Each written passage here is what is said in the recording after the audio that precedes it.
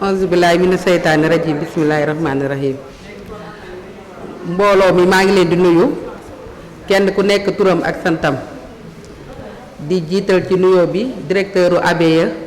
ak coordonnateur bu ABE ak technicien yi nga xam ne ñoom lañ ñu booyaleel ñu nekk fii ci Thiès muy point focal bi Abdou Khadir Gueye ak Gaajo bi nga xam ne moo yor suivi évaluation waaye ak consultante yi nga xam ne ñoom lañ ñu booleel bu yàgg ba léegi ñuy liggéeyandoo ak ñoom muy Ndak Gueye ak Xari Cissé may nuyu tamit point focal yi nga xam ni ñoo nekk ci ñeenti communes yépp ndax nag bu ñu waxee ABE mu ñëw ci région de Thiès département de Thiès am fi ñeenti communes yoo xam ne ñoom lay liggéeyandool muy commune ville de Thiès ñu ngi nuyu maire bi waaye di nuyu waale point focal bi bu ñu demee ci Fandène ñuy nuyu maire bi tamit ak point focal bi nga xam ni mooy madame le maire Awa Bal bu ñu demee Morolan ñuy nuyu maire ba waaye ñuy nuyu point focal bi nga xam ni mooy Adja Fatou Ciss bu ñu ñëwee Noto Ndeye Mati Diouf di point focal bi ñu koy nuyu di nuyu maire ba mu mel ni que ABE bi mu ñëwee Thiès liggéeyandoo nañu ak ñoom mën nañoo wax ni romb na ñaari at liggéey bu mucc ayib kon du ci tey lañ ci bees yàlla it tamit dogal bi ñu ñëwee Noto di liggéeyandoo ak waa Noto ñu bokk ca point focal ya waaye di ca doxal suñu GIE sopp Serigne Saliou doonoon opté porteuse bi nga xam ni RNA bi ABE def ci ñeenti communes yi suñu GIE sopp Serigne Saliou moo ko porté woon ñu dugal xaalis ba ci suñu compte génne ko liggéey ci liggéey bi ñu war a liggéey ci ñeenti communes yi kon yàgg na fa ñu jóge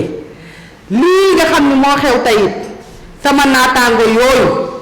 kenn ku ci nekk toog ñu tànn ma jiital ma du bëgg njiit déedéet su doon njiit rek li ma yanu doy na ma du it nag bëgg a jiitu ci kanam wala bëgg a doxal leer na ma ni ñii ma fal tey ñoo ma dàq doxal waaye bu mbir dee tuuti nga ànd ca ak ñoom di ko doxal ba egsi fii suñu amee ci yow yaakaar jooju waru koo tas yaakaaru Noto laay njëkk a bañ a tas Ndeye Mati Diouf mi ma dendal taan Xadi Fay ne ca gannaaw Abi Diop ne ca gannaaw Fatou Gueye jaareetu seen buñ dee tànn ñu ni ma yow la ñuy tànn ci ñett yi ñuy yebal wax dëgg yàlla waruma koo delloo gannaaw ndax nag ABE bi ñu ñëwee wax nañu ñoo leen gatandu ñoo leen teeru ànd ak ñoom ci liggéey bi ñuy sant capitaine Diallo mi nga xam ne moo fi jiitu woon avant Abdou Khadir mii di ñëw defe naa li ñu ànd dem ci àll bi li ñu ànd réunion Thiès ville bari na kon ma leen di sant njiit nag dafa metti njiit yombul dafa metti ñun nattu la ñu am ñun ñi toog ci salle bi yépp ndax kenn ku ci nekk jiite nga réseau wala union wala GPF wala alliance kon suñu demee tey di jiitu lii bëgg àndandoo ñun ñëpp ñu àndandoo bëgg mu dox rek la kon képp koo xam ni fal nañ la fii tey ak képp koo xam ni teew nga fi tey ak képp koo xam ni yàlla dugalul nga teew fi nañu ànd doxante loxo ngeen ñu mën a am résultat yu baax fii ñu nekk ci Thiès mosuñoo bokk ak suñu beneen région ñoom di ñu jiitu ñun ñuy def gannaaw musaam kon yàlla bu mu amee ci lii ñun nag la ñu gëm àll ba dañ koo gëm di bay di sàmm di soppali di defi diget Adama Koné mii coordonnateur projet bii li ñu ànd defi diget en cadre ànd def ay cordon pierreux ànd def ay zaay ànd def reboisement xawma nu mu toll Adama Koné coordonnateur ABE li ñu ànd defandoo ko ci zone Noto Diobass ba Tassette xawma nu mu toll loolu nag yàlla suñu borom la moo ma ko nattoo natt boobu nag duma ko bañ damay xam ni sama cër la liggéeyal askan wi lu la ca fekk baax na lu la ca fekkul loo ca dégg nga mun ko kon loolu laay invité bureau bi ñu àndal loolu laay invité comité directeur bi waaye loolu laay invité assemblée générale bi ñu xam ni plateforme bi yem ci ñun ñii fi teew tey dañ koy ubbi fépp fu GIE nekk di yëngatu nañ ko yaatal mu ñëw ànd si ak ñun liggéey bi mbooloo mooy doole suñu boolewul suñuy doole boole suñuy force boole suñu xam-xam boole suñu am-am amaana bi ñu mën a egg fa ñu jëm te it nag ñi fi nekk ci bureau bi kenn ku nekk am nga ci foo jógee soo ñëwee tuddee ci bureau bi yaa xëy te boo delloo wàcceel ca sa commune ndax loolu mooy tax dox bi mën a feeñ waaye bu fekkee ni da ngay bokk ci bureau wala ci comité directeur boo ñëwee la nga dégg wàcce boobu ca base ba lan la ñuy wax Ndeye Fatou Ndiaye ma ñu fal de wàccewul dara te fekk na Ndeye Fatou Ndiaye kese du bureau Ndeye Fatou Ndiaye kese du comité Ndeye Fatou Ndiaye kese du PCA loolu nañ ci bàyyi xel bureau bi nañu góorgóorlu ñun ñëpp àndandoo ñun ñëpp ngir bañ a rusloo ABE mi nga xam ni suñu njariñ kese ca ne amul lu muy def pour ñoom waaye suñu njariñ kese fi nekk ñun ñooy def développement ñun ñoo bëgg a suqaliku ñun ñoo bëgg a am autonomisation te yoon bii ñu jaar buñ ci àndee ak ñoom dinañ am autonomisation ñaata at ñuy jooy autonomisation ñaata at ñuy jooy financement ñaata at ñuy jooy accompagnement kon lii buñ ci àndee ak ñoom li ñuy jooy di ko jàmbat saa su nekk mën naa faju maa ngi leen di sant di leen gërëm liggéey bi rafet na yéen ñi fi nekk wax dëgg yàlla di doxalal ABE li ngeen di def feeñ na nit ñi ñu ngi ciy gis seen bopp ñu ngi yëngatu ndax amul lenn lu ngeen di def te boolewu leen nitu communication nag mooy doxal mbir ñeenti commune yii nañ ñaan yàlla mu def na mu war a demee ba ñu yokk yaatal ko ba département de Thiès bi yépp mën cee bokk loolu mooy ñun nag day aju ci ñun ñu war a liggéey département de Thiès ak département Tivaouane ak département beneen a ci yem ñañ fexe liggéey li ñu war a liggéey may gërëm madame la maire Awa Bal di gërëm madame la maire Fatou Ciss day mel ni rek ni ngeen def yëfu kilifa la waaye man ñi nga xam ni nattu laa am Ndeye Mati Diouf bawuma ak Tane Khady Faye ma nekkal leen ci biir waaye nag nañu ànd liggéey ko nañ ko doon liggéeyee ba ABE li mu bëgg ci suñu ñeenti communes yii ñu man ko cee am waaye li mu bëgg ci Sénégal tamit ñu man koo am maa ngi jéggul bu baax maa ngi leen di sant di leen gërëm di feddaliwaat sama kóllëre ak jigéen ñi fi nekk yépp bu ngeen gisee njuumte wax leen ko direct benn lam du yëngu mbooloo mooy doole dama koy wax di ko waxaat benn lam mënul yëngu Ndeye Fatou Ndiaye mënul lenn lu mu ci mën di doon da ngay yenu lii kee yenu lee kee yenu lee bu ngeen ko boolee ndab li woyof maa ngi leen di sant di leen gërëm di jéggalu bu baax a baax.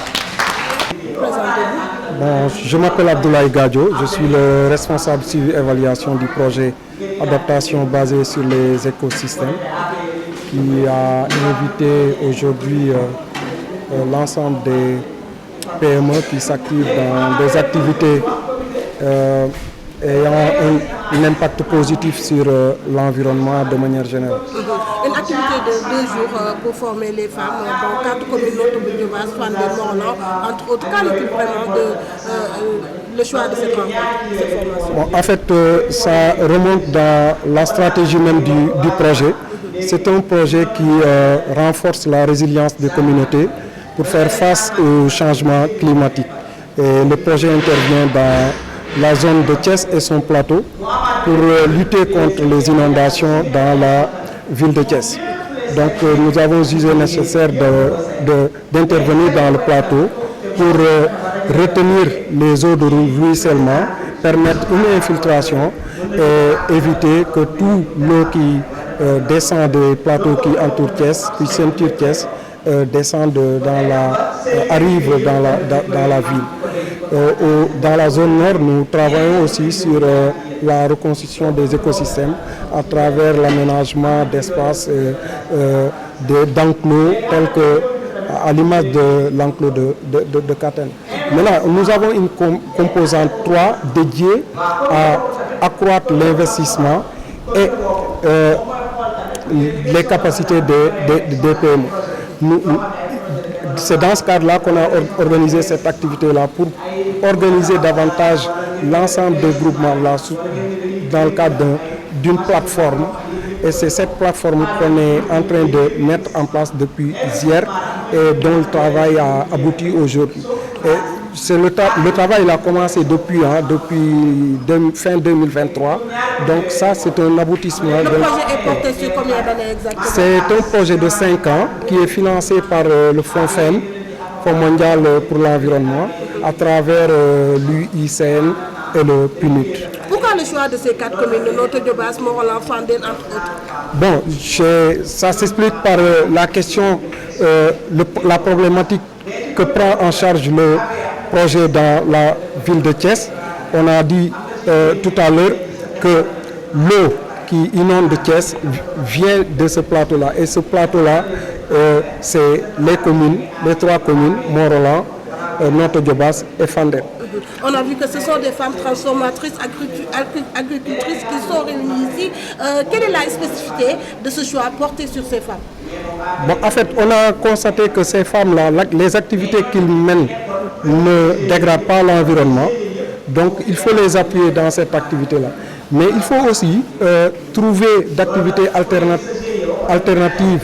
des alternatives à l'agression de l'environnement. Et dans ce cas-là, nous accompagnons ces groupements-là. Nous les organisons d'un côté, mais de l'autre côté, nous facilitons aussi leur accès au crédit, mais nous les renforçons aussi en équipement. Le projet ne finance pas, il peut faire de l'intermédiation au niveau des institutions financières, mais le projet mettra à la disposition de ces groupements-là suffisamment d'équipements pour leur permettre de développer leurs activités. Le projet de financement, oui, mais y a-t-il un suivi une fois que cet atelier de 2 jours sera terminé? Bien sûr, nous avons mandaté des consultants qui vont nous accompagner durant tout le projet et dont la mission c'est d'accompagner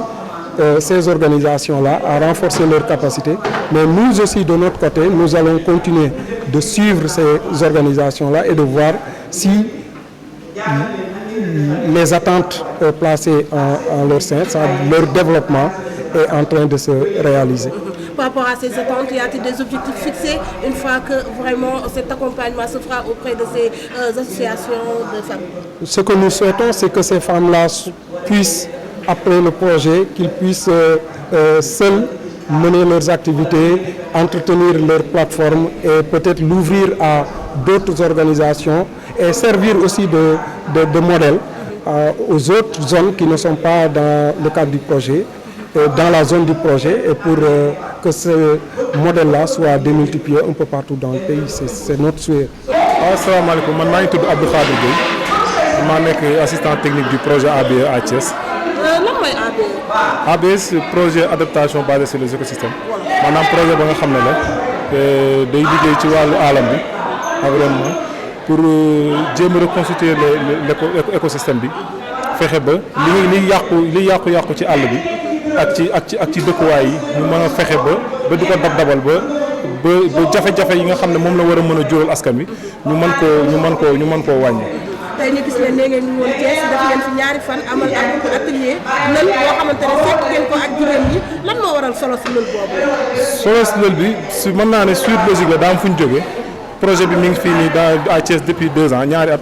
boobu ba tey ñu ngi accompagner femmes yi di leen jàppale ci ñoom ci activités yi ñuy yëngatu te ci ñuy def transformation ñuy def maraîchage ñuy def agriculture ainsi de suite donc femmes yi dañ leen a jàppale pour monter leen ci ay comité ñu mën a ànd boole seen doole. ñu ci ñoom aussi liggéey bi ñu nekk mën a yokk donc projet AB jugé nécessaire ne comme que femmes yi da nga leen di jàppale ñu war a dem ak ñoom vers des financements day baax ki nga xam ne dina am financement nga former ko boo ko formé ba pare aussi teg ko ci yoon ba nga xam ne dina ko permettre bu financement ñëwee mu xam ni mu koy gérer ba liggéeyam ci niveau buñ ko fekk ñun projet bi buñ ko fekkee dañ koo fekk ci niveau 1 suba wala gannaaw suba mu dem ci niveau 10 loolu mooy solo bi. ñu gis ne fi mu nekk nii ñeenti commune daal ngeen leen jël lu toll ni commune Notto Diobass Fandène Morolan ak yeneen ngeen dajale leen tey lu tax ngeen jël maanaam ngeen tànneef boobu la ci commune yooyu. voilà en fait projet bi day intervenir ci ñaari zone mooy zone nord bi boo demee Fouta ak zone ville de Thiès ak plateau. donc ville de Thiès et plateau bi dafa am ay communes yu ko constitué mooy Morolan mooy Fandène mooy Notto Diobass ak ville de Thiès bi donc ñuy nekk di xeex inondation dans la ville de Thiès inondation bi nag techniciens yu mag yi nga xam ne ñoo xarañ ci wàllu dañ ne ndox mi yëpp day jóge ci plateau bi di wàcc di ñëw plateau bi mooy zone yi ma la limal 5 donc de ce fait ñu nekk di am benn liggéey bu am solo ba nga xam ñu ngi nekk di ko liggéey ndox mi duñ ko xaar ci ville de Thiès dañuy dem ñu kar ko ci plateau bi. donc boo demee ci àll bi actuellement di nga fekk ñu def fa ay cordon pierreux def fa ay fosses yi nga xam ne mooy permettre ndox mi vitesse bi mu doon dawee pour dugg biir Thiès ñu mën ko stopper reconstituer waat encore une fois mooy écosystème bi foofu mu ba nga xam ne inondation bi doon am fi Thiès ci at yii ñu mujj da ngay gis ne même daaw wàññeeku na di nga xam ne nag ñooy population yi dëkkee ci zone yooyu ñoom ñoo lay wax ne la ñun de fii demoon na ba yàqu kenn mënatu fi woon a bay kenn mënatu fi woon sax dem ba gis fa ñax mais léegi gis nañ ne affaire bi ñëwaat na écosystème bi reconstitué waat na comme il se doit donc ñu kon na dem parce que objectif bi c'est sur 5 ans. ñu gis ne tey femmes yi ngeen fi dajale tamit femmes yoo xamante ne ay béykat lañu ay transformatrices lañu ba xam mën nañoo wax ne ABE ca pàcc boobu la yëngatu. bon pàcc bi loolu bokk na ci pàcc bi ñu yëngatu donc kii di environnement ku wax environnement wax mbay wax sàmm wax femmes yi nga xam ne ñoo nekk ci développement yëpp parce que ñoo ko séq donc de ce fait bu ñu demee ci àll bi di wax femmes yi ne da ngeen a war a jëmbat ay garab da ngeen a war a liggéey pour jëriñ seen bopp mooy autonomisation des femmes fexe ba femme bi mënal boppam parce que jigéen aussi du à chaque fois dafa war a toog rek di xaar góor gi indil ko jox ko donc jigéen bi aussi dafa war a mën a jóg taxaw dem wuti pour am lu mu def ci njabootam ñëpp xam nañ ne jigéen boo ko jàppalee mooy jàppale nga famille bi parce que lépp lu mu am ci njaboot gi lay delluwaat te famille aussi nekk ay famille brave foo dem ci àll bi yaa ngi leen fay fekk ñu yor seen i tool di def maraîchage yor seen i unité de transformation di ci liggéey donc c'est pourquoi projet bi tamit ñëw di fekk leen ñoom ci liñ nekk mu jàppale leen. bon le nombre c'est bari na mais buñ koy tënk en GIE da ngay gis ne depuis bi ñu fi ñëwee ba tey liggéey nañ ak lu ëpp 100 GIE ci ville bi ak plateau de Thiès donc depuis lors boo xoolee tey li fi teew te ñii ñëpp kenn ku ne benn GIE nga représente donc cela prouve nettement que ne ñoom aussi gis nañ seen njëriñ ci projet bi moo tax saa boo leen wooyee dañuy ñëw en masse te liñ leen di jëriñ ci formation di leen ko jëriñ ci accompagnement soo demee seen dëkk yi fa nga leen di fekk da ngay xam ne projet bi amal na leen njëriñ. tey ABE kan ñan la àndal ak yan partenaire ci biir liggéey. voilà ABE projet bi Banque mondiale moom moo ko financé FEN moo ko plan mooy fonds mondial de l'environnement moo ko financé autant pour moi jaarale ko ci ay structures yu tudd comme USN ay PNUD USN ak PNUD mais mu nekk ñu logé ko ci ministère de l'environnement boobu mu am bànqaas bu fa nekk aussi bu tuddaat agence sénégalaise de la reforestation et de la grande muraille verte moom moo amortir projet ABE donc foofu la logé donc mën nañ ne foofu la jógee waaw. ginnaaw tey solo sa lël bi ngeen am lu fi ruusee ma ndax mën nañoo wax ne dina am ak toppali boo xamante ne di ngeen ko toppali jëmale ko ci projet yi nga xamante ne tey femme bi nañ ko fi waxtaanee. effectivement parce que femme bi aussi jigéen ñi duñ leen former rek bàyyi leen ñu dem duñ leen financer kese bàyyi leen ñu dem lépp la nga xam ne projet bi dafa nekk def ak ñoom bu leen ko defee day toppaat seen ginnaaw di leen teete di leen yokk xam-xam ci yëf yi di leen gën a taxaw ba keroog ñoom ñu mën a seen bopp parce que lu objectif bi loolu la maanaam jàpp ci loxo jigéen ñi di dox ak ñoom ba ñoom ñu mën a demal seen bopp après Sénégal jëm kanam. jërëjëf ba xam mën ngaa ñëwaat si solo accompagnement bi nga xamante ne yow foofu nga nekkee ngir mën koo accompagner jigéen ñi nga xamante ne tey ñu ngi fi woon ci formation. waaw ndax jigéen ñi ci ëpp nag boo gisee sax jot nañoo def ay formation waaye formation du doy donc renforcement de capacité lay doon autonomisation aussi lay doon parce que fekk nga nit ki ci kaw liggéeyam nga dooleel ko am na ñoo xamante ni fekk nañ leen ci benn activité ñu ne dañu bëgg a defaat beneen activité génératrice de revenu donc c'est dans ce cadre là que ñu leen di jàppale ñu ne leen nag boo bëggee defub liggéey da nga koy jëmmal bi mooy plan d'affaires nga wax lii moyen matériel yi ak équipement bi laa war a liggéeyee matière première bi maanaam dugub ji wala mboq nii laa koy liggéeyee loolu matériel bi nga xamante ni yëpp moom nga soxla à savoir machine yi kay wal granulateur yi araw ba ci torréfacteur yi lépp projet bi moo koy jënd may la léegi nag concernant dugub jéeg mboq meeg gerte geeg yëpp nga xamante ni mooy sa matière première loolu yow lañ naan jënd ko xam nga yëf yi boo ci deful sa yëf doo ko fulaal donc ñen leen di bàyyee besoin en fonds de roulement bi ñoom ñu liggéey ci léegi dañ leen di capacité aussi former leen ba suñuy jël ay décisions de finance mu doon ay décisions éclairées yoo xamante ni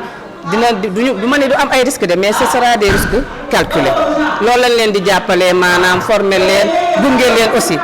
duñ leen dem financer leen rek bàyyi leen nag dañ leen di topp di xool activité bi ndax am na mi ngi joxe dara ñu ngi ciy jëlee dara ndax xam nga boo jëlee ay jigéen bàyyi leen rek mun nañ koo defee naka si dul noonu. waaye financement bi gis nañ ne bilan matériel bi fi si kon mën nañoo wax ne tey maanaam du koppar yu ñu leen di jox waaye matériel boo xam ne. mboo kay mi ngi noonu nag du koppar yu ñu leen di jox mais dañ leen koy jëndal dañuy jënd tout ce qui est équipement moo tax ñu koy jëmmal ci plan d'affaires nga xamante ni GIE bi liste na lépp luy équipement et matériel mu soxla pour liggéeyam léegi nag loolu nag projet bi jënd ko may ko xam nga ne buñ nee matériel kii équipement bi moo gën a cher loolu ay millions la xanaa moo gën a cher kii bi matière première bi ñuy jënd donc nag loolu la projet bi di may loolu mooy ñu jox la jumtukaay nga liggéey ba pare di la former parce que yow nga mën a doxal liggéey bi nga jëm moo tax man en tant que consultante dama leen di former ba pare defal leen ay plan de ba pare di leen suivre ci projet ABE bi.